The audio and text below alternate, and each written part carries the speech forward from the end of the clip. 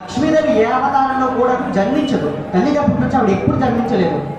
మనము సీతాదేవిని తీసుకున్నాం అనుకోండి, సీతాదేవి ఎలా పుట్టింది? ఎప్పుడైతే జనక మహారాజు పుత్రకామేష్టి యజ్ఞానికి పొలం దున్నుతుండగా ఆ పొలం దున్నేటప్పుడు పైకి లేచి నమ్మవారు, అందుకని ఆవిడకి సీత అని పేరు. సీత అని పేరు కూడా ఎవరు పెట్టలేదు ఆవిడకి ఆవిడే సీత అని పెట్టుకుంది. మరియు రాధాదేవి వచ్చేసి మనం భాగవత పురాణంలో బ్రహ్మవైవర్త పురాణంలో చదివితే రాధాదేవి మనకి కమలం అనగా పద్మం పైన ఆవిడేమొచ్చు 3 మాసాల బిడ్డగా దొరికినట్టుగా మనకి భాగవత పురాణం చెప్తుంది. అలానే దేవతలకి అది చాలా కష్టం. అందుకనే వాళ్ళు ఏం చెప్తారంటే కామధేనువుని పిలండి. కామధేనువు తాను కుడి చెవుల నుంచి మేము వెళ్తాం, వైశ్యుల పురుషులం వెళ్తాం, ఎడం చెవుల నుంచి స్త్రీలు వెళ్తారు. అందుకనే మనకి గోమఠులు అనే పేరు ఉంది. గోమఠులు, గో అనగా ఆవు, మఠులు అనగా గర్భము.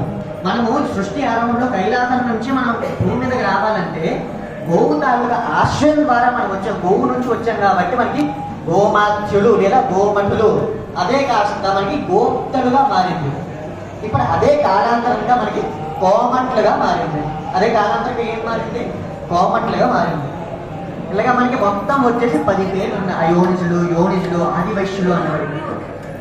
ఎప్పుడైతే మనకి కలియుగం ప్రారంభమయ్యి 1022 సంవత్సరాలు అవుతుందో మన ఆర్య సమాజంలోన కుసుమ శ్రేష్ఠి అనబడే ఒక ధర్మాత్ముడు జన్మిస్తాడు.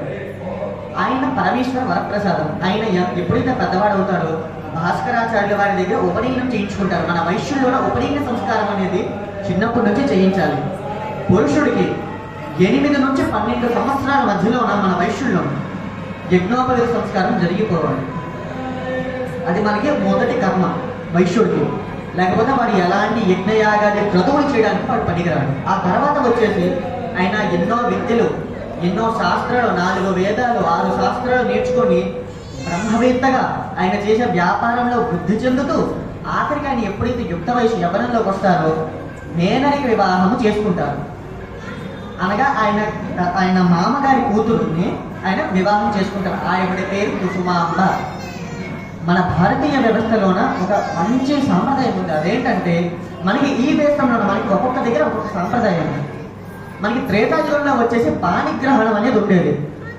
మరియు ఇప్పుడు ఈ కలియుగంలో మనమున్న ప్రాంతానికి ధర్మం ఏంటంటే నేత్రోన్నయనము లేదా జీలకర్ర బెల్లం అని అంటాం. అదే తెలంగాణ రాష్ట్రానికి కానీ తమిళనాడుకి కానీ మనం వెళ్ళామనుకోండి, అక్కడ వాళ్ళు మంగళసూత్రాన్ని ప్రధానం ఇస్తారు. అందుకనే మనకి కన్యాం కనక సంపన్నాం కనకాభరణీయుతాం దాస్యామి విష్ణవేతుభ్యం బ్రహ్మలోకి జిగీషయా కన్యాం సుశీలాం సాధ్విం సుశీలాయ సుధీమతే ప్రియతోహం ప్రియచ్ఛామి ధర్మకా